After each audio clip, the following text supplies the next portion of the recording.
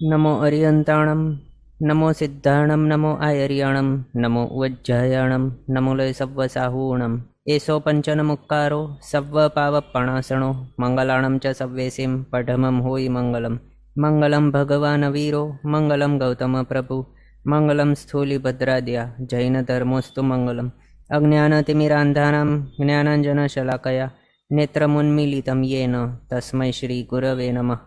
આપણો વિષય ચાલી રહ્યો છે શ્રી બૃહદ સંગ્રહણી ગ્રંથ 12મી સદીના મહાચાર્ય શ્રી ચંદ્રસુરી સ્વાજી મહારાજા સાહેબ દ્વારા વિરચિત આ શ્રી બૃહદ સંગ્રહણી ગ્રંથની અંદર આપણે 4 ગતિની અંદર ભમી રહેલા એવા જીવોને વિશે અલગ અલગ દ્વારોની અંદર વિચારણા કર્યા બાદ દંડક પ્રકરણ મુજબ 24 દ્વારો જે બતાવ્યા છે એની અંદર 24 દંડકોની વિચારણા કરેલ છે। એ પ્રમાણે આપણે વિચારણા કરી રહ્યા હતા। એની અંદર આપણે ગતિ આગતિ દ્વાર સુધી પહોંચ્યા હતા। એમાં આપણે ગતિ અને આગતિ આપણે કમ્પ્લીટ એકદમ ડિટેલમાં જોઈ લીધું। પછી કેટલાક એવા સ્પેશિયલ પોઈન્ટ્સ અથવા તો ઇમ્પોર્ટન્ટ પોઈન્ટ્સ યાદ રાખવા યોગ્ય જે હતા તે અહીંયા આપણે અલગથી નોટ ડાઉન કરીને બતાવ્યા છે। જેની અંદર આ રીતે દેવોને માટે બતાવ્યું કે અપર્યાપ્તપણાની અંદર અથવા તો વિકલેન્દ્રિય કે યુગલિક કે દેવ કે નારકીની અંદર દેવો નહીં જાય। પછી સેકન્ડ દેવલોક સુધીના દેવો છે તેઓ બાદર પર્યાપ્ત પૃથ્વી અપ અને પ્રત્યેક વનસ્પતિકાયની અંદર જાય અથવા તો ગર્ભજ તિર્યંશ પંચેન્દ્રિય કે ગર્ભજ મનુષ્યની અંદર જાય। પછી 3જા થી 8મો દેવલોક છે તેઓ ગર્ભજ તિર્યંશ પંચેન્દ્રિય અને ગર્ભજ મનુષ્યની અંદર જાય। 9મો અને એનાથી ઉપરના દેવો ગર્ભજ મનુષ્યમાં જ જાય છે નેક્સ્ટ ભાવમાં। પછી નારકીઓ એના માટે તેઓ અપર્યાપ્ત અવસ્થામાં કે સમૂર્છિમપણાની અંદર કે યુગલિકપણાની અંદર કે દેવમાં કે નારકીમાં નહીં જાય। 1લી થી 6ઠ્ઠી નરકના જીવો છે તેઓ ગર્ભજ તિર્યંશ પંચેન્દ્રિયની અંદર જઈ શકે કે ગર્ભજ મનુષ્ય તરીકે ઉત્પન્ન થઈ શકે નેક્સ્ટ ભાવમાં। 7મી નરકના જીવો છે તે કમ્પલસરી ગર્ભજ તિર્યંશ પંચેન્દ્રિયમાં જ જાય છે, એના સિવાય બીજો કોઈ ભાવ તરતના નેક્સ્ટ ભાવની અંદર એ નહીં કરે। આ આપણે જોયું હતું। પછી સંગણ પ્રમાણે ગતિ, કયો સંગણવાળો જીવ હોય તે કઈ નરક સુધી જઈ શકે અને કયા દેવલોક સુધી જઈ શકે એના વિશે વિચારણા કરીએ તો પહેલા સંગણવાળો જીવ છે તે 1લી થી 7મી નરક સુધી જઈ શકે, ત્યાં સુધી જઈ શકે એટલે પહેલો સંગણવાળો ભાવ એનો કમ્પ્લીટ થઈ ગયું, ત્યાંથી મૃત્યુ પામીને તે 1લી થી 7મી નરક સુધી ઉત્પન્ન થઈ શકે નારકી તરીકે। જો દેવમાં જાય તો અનુત્તર દેવલોક સુધી જઈ શકે છે, એટલે ભવનપતિ વ્યંતર જ્યોતિષમાં તો જઈ જ શકે, પણ વૈમાનિકમાં જો જાય તો અનુત્તર દેવલોક સુધી ઉત્પન્ન થઈ શકે છે દેવ તરીકે। બીજા સંગણવાળો છે તે 6ઠ્ઠી નરક સુધી જઈ શકે, એટલે 1લી થી 6ઠ્ઠી નરકમાં ઉત્પન્ન થઈ શકે। દેવલોકમાં તે ભવનપતિ વ્યંતર જ્યોતિષ પ્લસ વૈમાનિકની અંદર 1લો થી 12મો વૈમાનિક સુધી ઉત્પન્ન થઈ શકે। અહીંયા જ્યારે આપણે દેવોના વિશે વાત કરીએ તો ભવનપતિ વ્યંતર જ્યોતિષ આ જે છે 6 સંગણવાળા જીવો ભવનપતિમાં જઈ શકે, વ્યંતરને જ્યોતિષમાં જઈ શકે, પણ ફેર ક્યાં પડે છે તો આ વૈમાનિકોની અંદર ફેર પડે છે। એટલે અહીંયા હવે આપણે ભવનપતિ વ્યંતર જ્યોતિષ આ રીતે બધી ઠેકાણે ભેગો વારંવાર નથી કહેવાના, આપણે હમણાં સમજવાનું કે બધા જ જે સંગણવાળા છે તે ભવનપતિ વ્યંતર જ્યોતિષની અંદર જઈ જ શકે છે, પણ વૈમાનિકની અંદર ક્યાં સુધી જઈ શકે એની અંદર અહીંયા વિચારણા કર્યો। તો બીજા સંગણવાળા 1લી થી 6ઠ્ઠી નરક સુધી અને 12મા દેવલોક સુધી। 3જા સંગણવાળા 1લી થી 5મી નરક સુધી જઈ શકે અને 10મા દેવલોક સુધી જઈ શકે। 4થા સંગણવાળા જે છે તે 4થી નરક સુધી જઈ શકે, એટલે 1લી થી 4થી નરક સુધી ઉત્પન્ન થઈ શકે નારકી તરીકે। 4થા સંગણવાળા છે તેઓ 4થી નરક સુધી ઉત્પન્ન થઈ શકે, એટલે 1લી થી 4થી નરક સુધી જઈ શકે નારકી તરીકે નેક્સ્ટ ભાવની અંદર અહીંયા સુધી ઉત્પન્ન થઈ શકે, અથવા તો 8મા દેવલોક સુધી ઉત્પન્ન થઈ શકે દેવ તરીકે। 5મા સંગણવાળા જે છે તેઓ 3 નરક સુધી, એટલે 1લી થી 3જી નરક સુધી ઉત્પન્ન થઈ શકે, અને દેવમાં જાય વૈમાનિકમાં તો 6ઠ્ઠા દેવલોક સુધી ઉત્પન્ન થઈ શકે। 6ઠ્ઠા સંગણવાળા આપણા જેવા છે તેઓ 1લી 2 નરક સુધી જઈ શકે, નારકી તરીકે ઉત્પન્ન થઈ શકે એમાં, અથવા તો ભવનપતિ વ્યંતર જ્યોતિષ પ્લસ 4થો વૈમાનિક સુધી ઉત્પન્ન થઈ શકે। આ રીતે સંગણ પ્રમાણે ગતિ આપણે જોઈ કયા જીવોની ક્યાં સુધી થઈ શકે છે તે. એમાંય અહીંયા માત્ર નારકીઓ અને દેવો શા માટે આપણે જોઈ શકીએ છીએ, બાકીના શા માટે નથી દેખાતા મનુષ્ય તિર્યંચ? તો સ્પેસિફિકલી અહીંયા આ જે છે સંગયણો એ તિર્યંચો અને મનુષ્યોને જ માત્ર હોઈ શકે છે. એમાંય પહેલાંથી છઠ્ઠા સંગણવાળા જે પણ હોય તેઓ કોઈ પણ મનુષ્ય અથવા તો કોઈ પણ ટાઈપના તિર્યંચની અંદર ઉત્પન્ન થઈ જ શકે છે. પણ ફરક ક્યાં પડે છે? તો નારકીઓ અને દેવલોકોની અંદર ઉત્પન્ન થવા માટે જે સંગણની આવશ્યકતા હોય છે તે અલગ અલગ હોય છે. એમાં પણ જો પહેલો સંગણની વિશે વાત કરીએ તો જે જીવો પહેલાં સંગણવાળા હોય એ ભાવની અંદર, એમાં તો જો મનુષ્ય હોય પહેલાં સંગણવાળો તો એ ભાવમાંથી મોક્ષ પ્રાપ્ત કરી શકે છે જો તે યુગલિક નહીં હોય તો. એટલે એવા ઘણા બધા કન્ડિશન્સ હોય છે. પણ સંગણની માટે માત્ર વાત કરીએ સંગણની વિશે તો કયા સંગણવાળો જીવ મોક્ષ પ્રાપ્ત કરી શકે એ ભાવમાંથી, તો એ ફર્સ્ટ સંગણવાળો હોય તો જ. પછી કયા સંગણવાળા જીવ શ્રેણી માંડી શકે? તો શ્રેણી બે ટાઈપની આપણે જાણેલી હશે, કર્મગ્રંથ ભણ્યા હશું તો એની અંદર આવે છે કે શ્રેણી બે પ્રકારની છે. એક તો ઉપશમ શ્રેણી, બીજી ક્ષપક શ્રેણી. એમાં ઉપશમ શ્રેણી છે તે પહેલાં 3 સંગણવાળા જીવ માંડી શકે છે, પણ ક્ષપક શ્રેણી છે તે માત્ર પહેલો સંગણવાળો જીવ છે તે જ માંડી શકશે એ ભાવની અંદર.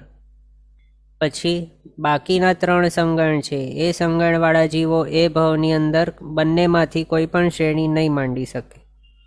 એટલે આપણો જે છઠ્ઠો સંગણ છે આપણા ભાવની અંદર એક એવું બાધક છે આપણને આ ભાવમાં ઉપશમ શ્રેણી ન માંડવા દે અને ક્ષપક શ્રેણીએ નહીં માંડવા દેશે, એવો છે.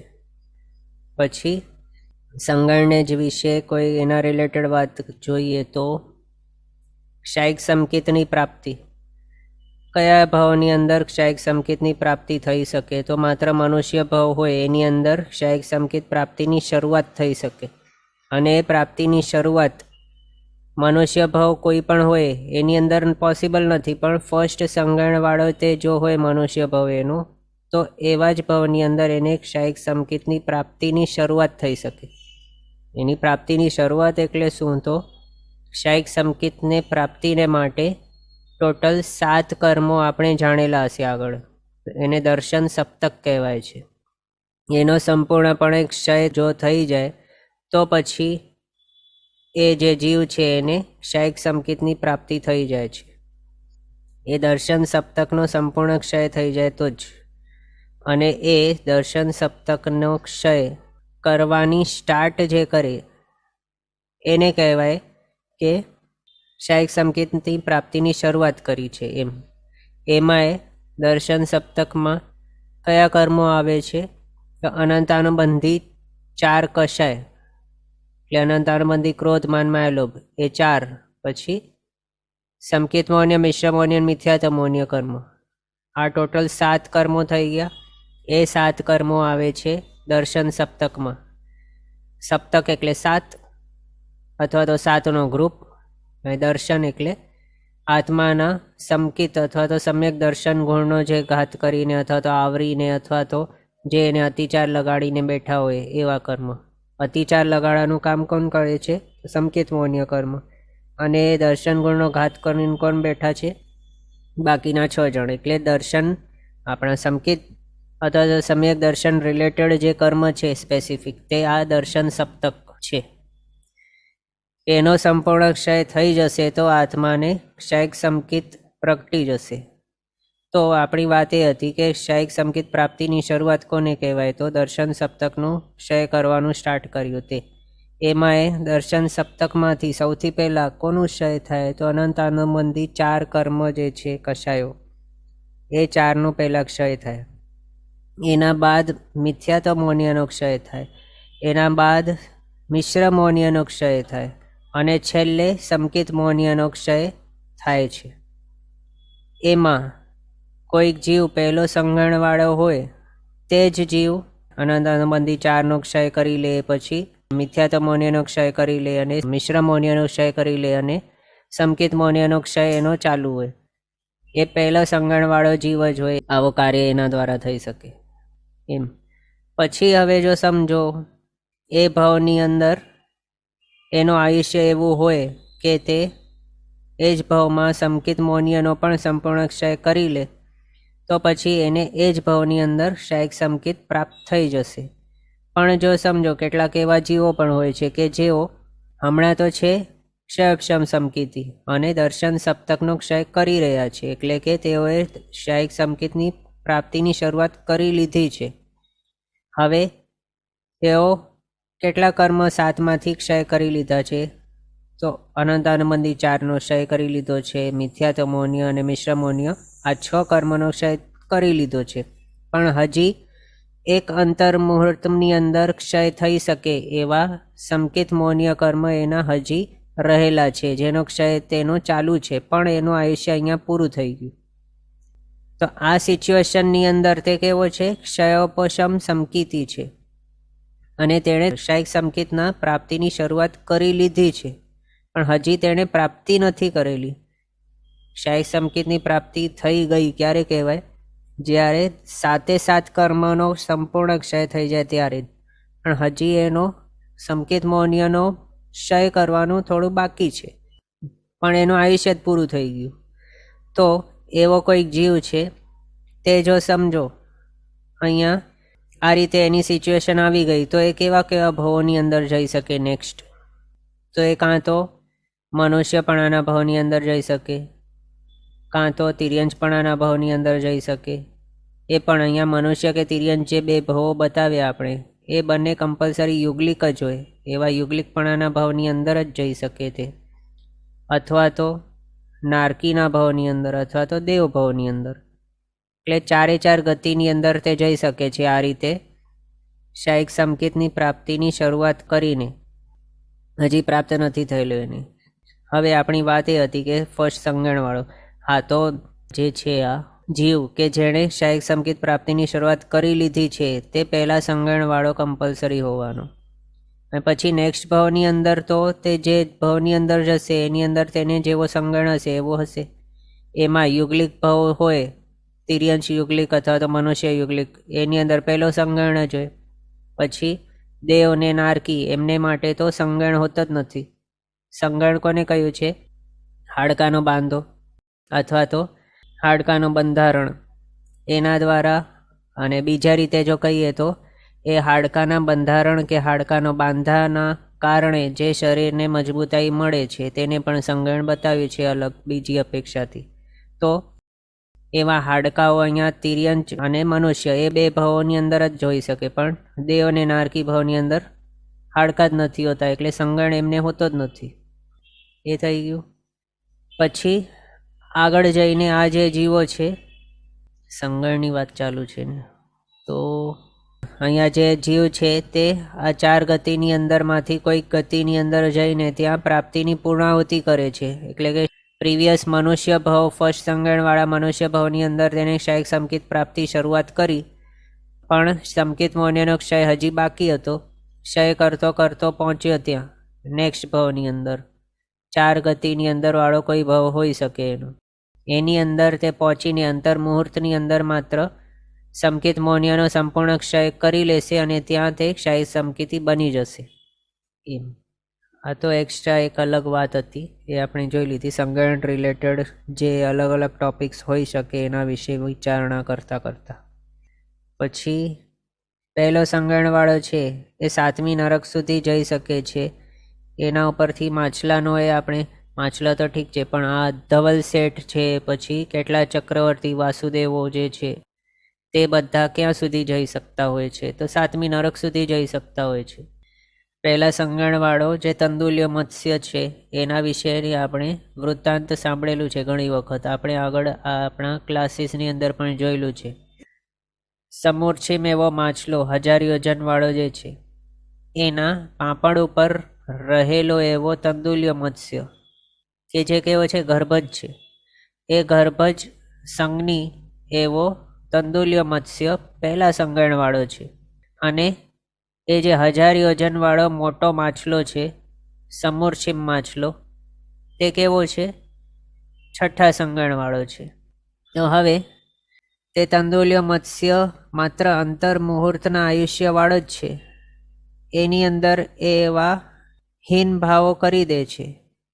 એના શક્તિની અંદર તો તે છે જ નહીં, એના રેન્જમાં તો છે જ નહીં, એની પાસે એવું પાવર એ નથી. પણ કેવું વિચારણા કરે છે, જો હું હોઉં એ માછલાના ઠેકાણે તો એક પણ માછલાને જવા નહીં દઉં, બધા જ ને ખાઈ જાઉં. આ રીતે માત્ર વિચારણા કરે છે. એ વિચારણા ઉપરથી પ્લસ આ ફર્સ્ટ સંગણ છે, અને આપણે આગળ જોયેલું છે કે સંગણ ઉપર મનોબળ ડિપેન્ડન્ટ છે. તો જેટલું મજબૂત સંગણ એટલું વધારે મનોબળ, એટલું વધારે પ્લસમાં તે ભાવો કરી શકે, અથવા તો એટલા વધારે માઇનસની અંદર તેના અધ્યવસાય જઈ શકે. એટલે આ તંદુલ્ય મત્સ્યના એવા હીન કોટીના ભાવો થઈ ગયા કે એની સાથે આ ફર્સ્ટ સંગણ પણ હતું, એના હિસાબે 7મી નરકની અંદર પહોંચી ગયો. એટલે આ રીતે આપણે અલગ અલગ રીતે સંગણોને વિશે જોયું. પછી આ જોયું છે આપણે લાસ્ટ ક્લાસમાં. હવે એ આમ તો આપણા ક્લાસમાં જોઈ લીધું છે, આ રિવિઝન છે આપણું. કયા જીવો કયા દેવલોક સુધી જઈ શકે? તો સમકીતી અને દેશવીરતીધર એવા ગર્ભતિર્યંજો તેઓ 8મા દેવલોક સુધી જઈ શકે છે. એનાથી ઉપર કોઈ પર ગર્ભતિર્યંજ નહીં જાય તરતના નેક્સ્ટ ભાવમાં. પછી સમકીતી અને દેશવીરતીધર એવા ગર્ભજ મનુષ્યો એટલે કે શ્રાવકો તેઓ 12મા દેવલોક સુધી જઈ શકે છે. પછી સર્વવીરતીધર એવા અભવી મનુષ્યો તેઓ ચારિત્રના પ્રભાવે 9મા ગ્રૈવ્યક સુધી પણ ઉત્પન્ન થઈ શકે છે. અને એ અભવી જે હોય છે એમનું ચારિત્ર કેવું હોય છે? દ્રવ્ય ચારિત્ર હોય છે, ભાવ ચારિત્ર નહીં હોય. એટલે કે તેઓ ગુણસ્થાનકને આરોહીને 6ઠા ગુણસ્થાનકે આવેલા હોય એવો નહીં હોઈ શકે. અભવીઓ માત્ર પહેલા ગુણસ્થાનકે જ હોય છે કમ્પલસરી, આખા તેઓના ભવચક્રની અંદર પહેલા ગુણસ્થાનક સિવાય બીજો કોઈ ગુણસ્થાનક એમને હોતો જ નથી પોસિબલ. એટલે ચારિત્રના માત્ર વેશનો પ્રભાવ પણ જુઓ કેવું છે, 9મો ગ્રૈવ્યક સુધીના ભૌતિક સુખો પણ આપી શકે છે. એનાથી ઉપર કોણ છે? માત્ર તો 5 અનુત્તર છે, એનાથી ઉપર તો કોઈ જ નથી. તો ભવનપતિ વ્યંતર જ્યોતિષ્કની અંદર તો જઈ જ શકે છે, પણ ઉપર એવા વૈમાનિકોની અંદર પણ વિચારીએ તો ચારિત્રના પ્રભાવે, દ્રવ્ય ચારિત્ર પણ સમજો, એના પ્રભાવે 9 ગ્રૈવ્યક સુધી પણ જઈ શકે છે. કોઈક એવા અભવી હોય મનુષ્ય તે પણ ત્યાં સુધી જઈ શકે છે. તો પછી દ્રવ્ય ચારિત્ર સાથે ભાવ ચારિત્ર હોય તો આત્માનો શું કેટલું કલ્યાણ થઈ શકે તે વિચારવા યોગ્ય છે. પછી સર્વવીરતીધર એવા ભવી મનુષ્યો તેઓ 5 અનુત્તર સુધી અથવા તો મોક્ષ પણ પ્રાપ્ત કરી શકે એ ભાવમાં. એની અંદર હવે આપણને અલગ અલગ કન્ડિશન્સ પણ જોવી પડે. જો તે સર્વવીરતીધર એવા ભવી મનુષ્ય હોય અને તે પહેલા સંગણવાળા નહીં હોય તો તેઓ આટલા ઉપર સુધી નહીં જઈ શકે અનુત્તરમાં, ને એ ભવનમાંથી મોક્ષે એમનું નહીં થાય. એટલે સાથે અલગ અલગ કન્ડિશન્સ જોવી પડે આપણને. પછી વિરાધિત એવા સાધુ તેઓ ભવનપતિથી ફર્સ્ટ દેવલોક સુધી જઈ શકે છે. એટલે ભવનપતિ વ્યંતર જ્યોતિષમાં તો જઈ જ શકે, સાથે પહેલા વૈમાનિક સુધી જઈ શકે. પછી વિકલેન્દ્રિયમાંથી આવેલા કોઈક મનુષ્ય તે એ ભવની અંદર મોક્ષે નહીં જાય. એટલે કોઈક એવો મનુષ્ય હોય કે જેનું પ્રીવિયસ ભવ કોઈક વિકલેન્દ્રિયનું હતું, તો એવા જે મનુષ્ય છે તે આ મનુષ્ય ભવમાંથી મોક્ષ પ્રાપ્ત નહીં કરી શકે. આટલું આપણે જોયું. પછી અનુત્તર વિમાનવાસી દેવો, એમના માટે કેટલાક પોઈન્ટ્સ. તો વિજય આદિ 4 અનુત્તર સર્વાર્થ સિદ્ધને છોડીને, સર્વાર્થ સિદ્ધ વચલો છે એને છોડીને બાકીના 4 અનુત્તર વિમાનો વિજય, વૈજયંત, જયંત અને અપરાજિત, એ 4માં કોઈક હોય દેવ ત્યાંથી જેવીને તે નેક્સ્ટ ભાવની અંદર મનુષ્ય બનીને મોક્ષ પ્રાપ્ત કરી શકે છે. અથવા તો અહીંયા આ દેવભાવમાંથી મનુષ્ય બન્યો, એના નેક્સ્ટ ભાવની અંદર પાછો મનુષ્ય બન્યો અને એ મનુષ્ય ભાવમાંથી તેનો મોક્ષ થઈ શકે. અથવા તો વિજય આદિ 4માંથી ચ્યવીને મનુષ્ય બન્યો, પછી દેવ બન્યો, પાછો મનુષ્ય બન્યો પછી એ ભવમાંથી મોક્ષ થઈ શકે એનું એમ. એટલે આ રીતે તેનો મેક્સિમમ કાળ કેટલું હોઈ શકે ભવ ભ્રમણ સંસારની અંદર? તો માત્ર સંખ્યાતો કાળ, અસંખ્યાત અનંતા કાળ નહીં, પણ માત્ર સંખ્યાતો કાળ. એ સંખ્યાતા કાળની અંદર તે મોક્ષ પ્રાપ્ત કરી જ લે છે એમ. આ જોયું વિજય આદિ 4 અનુત્તરને માટે. આ જોઈ લઈએ. વિજય આદિ 4 અનુત્તર વાળા જે જીવો છે તેઓ હવે આગળ જેમનું જેટલું પણ ભવભ્રમણ બાકી છે એની અંદર હવે ક્યારેય તિર્યંચ નહીં બનશે, નારકી નહીં બનશે, ભવનપતિ નહીં બનશે, વ્યંતરદેવ નહીં બનશે, જ્યોતિષ્ક દેવમાં પણ નહીં જશે. એટલે મનુષ્ય બનશે અથવા તો વૈમાનિક દેવ તરીકે બનશે, પણ આ જે બધા બતાવે એની અંદર હવે તે પાછા નહીં જાય. આ ઉપરથી આપણે સમજી શકીએ. પછી વિજય આદિ 4 અનુત્તરમાં બીજી વાર જો ઉત્પન્ન થઈ જાય કોઈ જીવ, તો પછી ત્યાંથી ચ્યવીને તે મનુષ્ય ભવ પામે અને એ ભવમાંથી જ એનો મોક્ષ થઈ જાય છે. આમ આપણે આગળ જોયેલું છે કે સર્વાર્થ સિદ્ધ વિમાન જે છે, અનુત્તર વિમાન વચલો, એની અંદર કોઈક જીવ ઉત્પન્ન થઈ જાય દેવતા તરીકે, તો એને એકાવતારી કહ્યું છે. એ ત્યાંથી ચ્યવીને તે કમ્પલસરી મનુષ્ય બને અને એ જ ભવમાંથી તેનો મોક્ષ થઈ જાય. એવું સર્વાર્થ સિદ્ધ વિમાનને માટે એવો રૂલ છે. પણ હવે એના સિવાયના બાકીના 4 વિમાનો છે, વિજય, વૈજયંત, જયંત અને અપરાજિત, એના માટે કેવો નિયમ છે કે મત છે કે જે જીવો એક વખત તો વિજય આદિ 4ની અંદર ઉત્પન્ન થઈ ગયા, હવે જો પાછા સેકન્ડ ટાઈમ ત્યાં ઉત્પન્ન થઈ જાય તો એને ત્યાંથી ચ્યવીને પાછા હવે મનુષ્ય બનશે અને એ જ મનુષ્ય ભવ એમનું છેલ્લું ભવ હશે. તે જ ભવની અંદર તેઓ મોક્ષ પ્રાપ્ત કરી લેશે. આ રીતે સમજવાનું. બાકી તો આ સર્વાર્થ સિદ્ધ વિમાનને વિશે આપણે જોયું કે એ સર્વાર્થ સિદ્ધ વિમાનની અંદર જે ઉત્પન્ન થયા છે દેવ તરીકે, એ એકાવતારી હોય છે. ત્યાંથી તેઓ મનુષ્ય બનીને એ જ ભવમાંથી મોક્ષ પામી જશે એમ. અહીંયા સુધી આપણે જોયું. અને આપણો દંડક પ્રકરણના હિસાબે જે 24 દ્વારો જોઈ રહ્યા છે એમાંના 22મો અને 23મો એવો દ્વાર કયો તો ગતિ દ્વાર કમ્પ્લીટ થયો, અને આ ગતિ દ્વાર પણ સંપૂર્ણ થયો છે અહીંયા સુધી. હવે આ 24 દ્વારોમાંથી આપણે અહીંયા પહોંચ્યા છીએ. ગતિ અને આ ગતિ દ્વાર આપણો કમ્પ્લીટ થયો. હવે 24મો દ્વાર છે વેદ દ્વાર, એની અંદર આપણે આગળ વધીએ. તો 24મો દ્વાર વેદ દ્વાર આપણે જોઈએ. એમાં વેદ એટલે શું છે? તો શાસ્ત્રકાર ભગવંતો કહે છે કે વેદ એટલે કે વિષય ક્રીડા સંબંધી અભિલાષ, એ રીતે બતાવ્યો છે. આમ તો વેદના અનેક અર્થો હોય છે, પણ અહીંયા મૈથુન અભિલાષ આ એક અર્થ સમજવાનો, જે આપણે આ દ્વારની અંદર જોઈ રહ્યા છીએ તેના વિશે. એમાં 3 પ્રકારના વેદ પોસિબલ છે. એક તો પુરુષ વેદ, બીજો સ્ત્રી વેદ ને ત્રીજો નપુંસક વેદ. એમાંથી ફર્સ્ટ પુરુષ વેદને સમજાવતા ગ્રંથકાર શ્રી આ પ્રમાણે કહે છે કે કોઈક એવો જીવ હોય કે જેને શ્લેષમાદી એટલે કે શરદી વગેરે એવી થઈ હોય, કફ ઘણો થઈ ગયો હોય, એને ખટાશ તરફ સ્વાભાવિક રીતે આકર્ષણ રહ્યા કરે છે. એ રીતે આ પુરુષ વેદના ઉદયવાળો તેવા પુરુષોને વિજાતીય એવી ગણાતી સ્ત્રી પ્રત્યે એના દર્શન, સ્પર્શન, સમાગમ આદિની ઈચ્છાઓ, વાસનાઓ ઉત્પન્ન થતી હોય છે આ કર્મના ઉદયના કારણે. આ પ્રકારનો વેદોદય પુરુષોને હોય છે.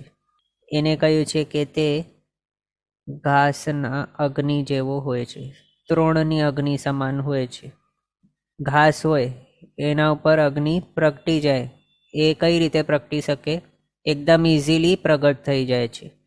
એને ઘણા ટાઈમ માટે ફ્લેમ આપવાની જરૂર નહીં પડે, માત્ર સ્પર્શ કર્યો તરત અગ્નિ પ્રજ્વલિત થઈ જાય, અને બુઝવા માટે પણ તરત તે બુઝી શકે છે, એવું છે. એટલે એવા પ્રકારનું કંઈક કહ્યું છે કે સ્ત્રીના માત્ર દર્શનથી શરૂ થતો એવો વેદોદય એના સ્પર્શન આદિથી આગળ વધતો, તેના સાથે સમાગમ થઈ જતા તુરત શમી જાય છે. એટલે આ રીતે આ પુરુષ વેદને માટે સમજાવતા ગ્રંથકાર શ્રીએ બતાવ્યું છે. પુરુષ વેદ નો કશાય મોહનીય કર્મના ઉદયના કારણે પુરુષવેદ હોય છે. સ્ત્રીવેદ કોને હોય છે? તો સ્ત્રીવેદ નૌકશાય મૌન્ય કર્મ. આ મૌન્ય કર્મનો જ એક પ્રકાર છે. મૌન્ય કર્મ ટોટલ 28 ટાઈપ્સના છે. એમાંથી 3 દર્શન મૌન્ય અને 25 ચારિત્ર મૌન્ય કર્મ છે. 25 ચારિત્ર મૌન્ય કર્મમાંથી 16 કષાય મૌન્ય કર્મ છે અને 9 નો કષાય મૌન્ય કર્મો છે. એ 9 નો કષાય જે બતાવ્યા છે એનામાંથી 3 છે આ વેદ. 9 નો કષાયની અંદર કોણ આવે છે? હાસ્ય, રતિ, અરતિ, શોક, ભય, જુગુપ્સા. બાકી 3 આ વેદો: પુરુષવેદ, સ્ત્રીવેદ, નપુંસક વેદ. તો આ પુરુષવેદ નૌકશાય મૌન્ય કર્મના ઉદયના કારણે કોઈક જીવ પુરુષવેદી હોય. સ્ત્રીવેદી કોણ હોય? તો જે સ્ત્રીવેદ નૌકશાય મૌન્ય કર્મના ઉદય જેમને હોય છે તેઓ. એમના માટે ગ્રંથકારશ્રીએ એમ બતાવ્યું છે કે પિત્તના પ્રકોપવાળાને મધુર દ્રવ્ય તરફ સ્વાભાવિક અભિલાષ થાય છે, તેમ આ વેદના ઉદયથી સ્ત્રીઓને વિજાતીય પુરુષ પ્રત્યે દર્શન, સ્પર્શન અને સમાગમ સુધીની અભિલાષ કે ઈચ્છા પ્રગટ થાય છે. પછી આગળ બતાવ્યું કે આ વેદોદય સ્ત્રીઓને હોય છે ને આને છાણાની અગ્નિની સમાનની ઉપમા આપવામાં આવેલ છે. છાણની અગ્નિ જેવું એટલે કે છાણાને અગ્નિ એક છેડાથી સળગીને પછી તે ધીમે ધીમે આગળ વધીને સમગ્ર છાણાને આવરી લે છે અને લાંબા વખત સુધી જલ્યા કરે છે. તેમ પુરુષના દર્શનાદિકથી આ વેદાગ્નિ પ્રગટ થતાં સ્પર્શાદિની આહુતિથી વધીને ઠેઠ સમાગમ સુધી પહોંચીને તેથી નિવૃત્ત થવા છતાં ટકી રહે છે. અર્થાત શીઘ્ર ઉપશાંત થતો નથી એવો ટાઈપનું ઉપમા આપેલી છે આ સ્ત્રીવેદને. પછી આગળ નપુંસક વેદ. એ નપુંસક વેદ નૌકશાય મૌન્ય કર્મના ઉદયથી હોય છે. એની અંદર સ્ત્રી અને પુરુષ બંને સાથે વિષય ક્રીડા ભોગવવાનો અભિલાષ થયેલો હોય છે. એના માટે ગ્રંથકારશ્રી એમ બતાવે છે કે પિત્ત અને શ્લેષ્મના દર્દીને મજ્જિક પ્રત્યે જેમ સહજ રુચિ કે આકર્ષણ થાય છે, તેમ નપુંસક વેદ કર્મના ઉદયથી સ્ત્રી પુરુષ બંને પ્રત્યે મૈથુન આદિની સેવનની ઈચ્છા થાય છે. આ ઈચ્છાને માટે કહ્યું છે કે તે પ્રગટ થયા પછી એવી પ્રબળ બને છે કે તે જલ્દીથી શમતી નથી. લાંબા કાળના સેવન પછી તૃપ્ત થાય છે અને એથી આ વેદની ઈચ્છાને નગરની આગની ઉપમા આપેલી છે. આખા નગરને ઉપર આગ લાગી ગયેલી એવી ટાઈપની. એના માટે એક એવું બતાવ્યું છે કે નગરની આગ જોડાજોડ રહેલા એવા સળંગ વસવાટવાળા ઘરોને એક પછી એક સળગાવી જાય છે અને તે લાંબા કાળ પછી બુઝાય છે.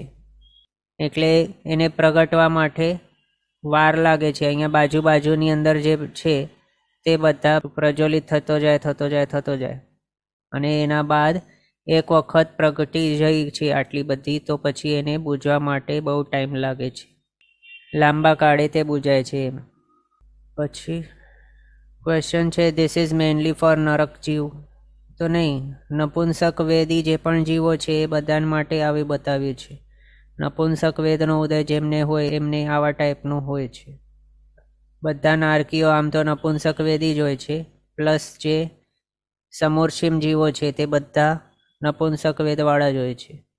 બાકી જે ગર્ભજ જીવો છે કે સંજ્ઞી જીવો છે એની અંદર 3 વેદ મળી જાય છે. હા, તો અહીંયા આપણે જોયું પુરુષવેદ કેવો છે? તો ઘાસની અગ્નિ જેવો, શીઘ્ર ઉત્પન્ન થાય અને શીઘ્ર શાંત થઈ જાય. પછી સ્ત્રીવેદ કેવો છે? અડાયા છાણાની અગ્નિ જેવો, વિલંબે ઉત્પન્ન થાય અને વિલંબે શાંત થાય. નપુંસક વેદ કેવો છે? નગર દાહ જેવો, ઘણો ઉગ્ર હોય અને શાંત થવો અશક્ય હોય, ઘણો જ કાળ લાગે એને. પછી આ અભિલાષ રિલેટેડ છે. આ કયો કર્મના ઉદયના કારણે કેવો છે તે, અને જે લક્ષણ છે પુરુષવેદ કે સ્ત્રીવેદ કે નપુંસક વેદના, તો એ ગ્રંથકારશ્રી આ પ્રમાણેના લક્ષણો બતાવ્યા છે. લિંગ કે લક્ષણ. પુરુષવેદી જે હોય અથવા તો પુરુષોને આવા ટાઈપના કંઈ હોય લિંગ કે લક્ષણો, પછી સ્ત્રીવેદીને આવા ટાઈપના લિંગ કે લક્ષણો હોય, નપુંસક વેદીને આવા ટાઈપના સ્ત્રી અને પુરુષના મિશ્રિત લક્ષણો હોય છે. આ રીતે ગ્રંથકારશ્રીએ બતાવ્યું છે. પછી હવે આગળ જોઈએ કયા જીવને કયા વેદ હોઈ શકે છે તે. તો એમાં 24 દંડકો છે, એમાંથી 2 દંડક કયા કયા તો ગર્ભજ મનુષ્ય અને ગર્ભજ તિર્યંચો. એ 2 દંડકોને 3 પ્રકારના વેદ પોસિબલ છે. માત્ર આ જ 2 દંડક છે એવા 24માંથી જેમને 3 વેદ પોસિબલ છે એવા ગર્ભજ મનુષ્ય અને ગર્ભજ તિર્યંચ પંચેન્દ્રિયો. પછી દેવોના 13 દંડકો, એમને માત્ર 2 વેદ પોસિબલ છે, પુરુષ વેદ અને સ્ત્રી વેદ. નપુંસક વેદી કોઈ દેવતા નહીં હોય. પછી નપુંસક વેદ એક જ, ટોટલ 9 દંડકોની અંદર છે. કયા કયા તો નારકીનો કમ્પ્લીટ દંડક એક છે, તેને સ્થાવરોના 5 દંડકો. પછી વિકલેન્દ્રિયના 3 દંડક એટલે 2 ઇન્દ્રિય 3 ઇન્દ્રિય ચૌરિન્દ્રિય, ટોટલ 5 + 3 + 1 9 દંડકો છે. એની અંદર માત્ર નપુંસક વેદ જ હોય છે. આ રીતે આપણે જોયું. હવે આને ટેબલની અંદર જોઈ લઈએ તો 5 સ્થાવર એટલે પૃથ્વીકાય, અપકાય, તેવુકાય, વહુકાય, વનસ્પતિકાય. પછી વિકલેન્દ્રિય 3 એટલે 2 ઇન્દ્રિય 3 ઇન્દ્રિય ચૌરિન્દ્રિય અને નારકીઓનો 1 દંડક. આ રીતે ટોટલ 9 દંડકો છે. એમને નપુંસક વેદ એક જ હોય છે. પુરુષ વેદ સ્ત્રી વેદ આમને પોસિબલ નથી એમના આ ભાવની અંદર. પછી ભવનપતિના 10 દંડક, વ્યંતરનો 1, જ્યોતિષ્કનો 1, વૈમાનિકનો 1, ટોટલ 13 દંડકો દેવના. એમને પુરુષ વેદ અને સ્ત્રી વેદ પોસિબલ છે, 2 વેદ. એમાં જો આમ જોઈએ તો ભવનપતિ, વ્યંતર, જ્યોતિષ્ક, પછી પહેલો બીજો વૈમાનિક, ત્યાં સુધી બંને વેદ પોસિબલ છે. પણ ત્રીજો વૈમાનિકથી કરીને ઉપર અનુત્તર સુધી માત્ર પુરુષ વેદ પોસિબલ હોય છે. કારણ આપણે આગળ જોયેલું છે દેવીઓની ઉત્પત્તિ ક્યાં હોય છે, માત્ર બીજા વૈમાનિક સુધી જ પોસિબલ છે, એનાથી ઉપર નથી હોતું એના હિસાબે. પણ અહીંયા એ તો ડિટેલમાં અલગથી વિચારણા કરીએ તો એની અંદર એ વિચારણા આવે. પણ એઝ અ હોલ જો જોઈએ તો આ જે દંડક બતાવ્યા એની અંદર 2 વેદ પોસિબલ છે 13 દેવોના દંડકોની અંદર. પછી ગર્ભજ તિર્યંચ પંચેન્દ્રિયનો 1 દંડક અને ગર્ભજ મનુષ્યનો 1 દંડક, ટોટલ 2 દંડકો. એની અંદર 3 વેદ પોસિબલ છે, પુરુષ વેદ, સ્ત્રી વેદ, નપુંસક વેદ. પછી હવે યુગલિક તિર્યંચ અને યુગલિક મનુષ્ય, એ 2 જે છે એની અંદર માત્ર પુરુષ વેદ અને સ્ત્રી વેદ જ હોય, નપુંસક વેદ નહીં હોય. પછી આ આપણે જોયું સનત કુમાર કલ્પ એટલે 3જા કલ્પ અને એનાથી ઉપરના વૈમાનિકની અંદર માત્ર પુરુષ વેદ હોય છે. આ રીતે આપણે આ જોયું કયા દંડકને વિશે કયા વેદ પોસિબલ છે. પછી સમોર્ષિમ તિર્યંચ પંચેન્દ્રિય અને સમોર્ષિમ મનુષ્ય, એમાં જો જોઈએ તો વેદ કયો હોય છે સમોર્ષિમ તિર્યંચ પંચેન્દ્રિયોને, માત્ર નપુંસક વેદ જ હોય છે. પણ લિંગ એમને 3 પ્રકારના હોઈ શકે, એટલે પુરુષ લિંગવાળા પણ હોય, પછી સ્ત્રીલિંગવાળા અથવા તો નપુંસક લિંગવાળા પણ હોઈ શકે છે સમોર્ષિમ તિર્યંચ પંચેન્દ્રિયો. એટલે બાહ્ય લક્ષણો એમના જેવા હોય, જે પણ આપણે ટેબલની અંદર જોઈએ એવા જ લક્ષણો આ જીવોના 3 ટાઈપના હોઈ શકે. એટલે કે પુરુષ લિંગવાળા પુરુષ જેવા હોઈ શકે, અથવા તો સ્ત્રીવાળા હોઈ શકે, અથવા તો નપુંસક લિંગવાળા પણ હોઈ શકે. 3 લિંગ એમને પોસિબલ છે. પણ કયા કર્મનો ઉદય હોય તો માત્ર નપુંસક વેદ મૌનીય કર્મનો જ ઉદય હોય છે, એટલે નપુંસક વેદી જ હોય છે તેઓ સમોર્ષિમ તિર્યંચ પંચેન્દ્રિય. પછી સમોર્ષિમ મનુષ્ય, એ પણ માત્ર નપુંસક વેદવાળા હોય છે અને તેઓ નપુંસક લિંગવાળા હોય છે. આ રીતે આપણે જોયું અને અહીંયા સુધી આપણો વેદ દ્વાર કમ્પ્લીટ થયો છે. હવે આજનો સમય અહીંયા આપણો થયો છે. આગળના પદાર્થ આપણે નેક્સ્ટ ક્લાસમાં કન્ટિન્યુ કરશું અવસરે. જીનાજ્ઞા વિરુદ્ધ કંઈ પણ બોલાય તો મિચ્છામિ દુક્કડમ. સર્વમંગલ માંગલ્યમ સર્વકલ્યાણકારણમ પ્રધાનમ સર્વધર્માણમ જૈનમ જયતિ શાસનમ. પ્રણામ. બધા શાતામાં રહેજો, જીનાજ્ઞાપૂર્વકનું જીવન જીવજો, સર્વવીરતી તરફ આગળ વધજો અને મનુષ્ય ભાવ સફળ કરજો.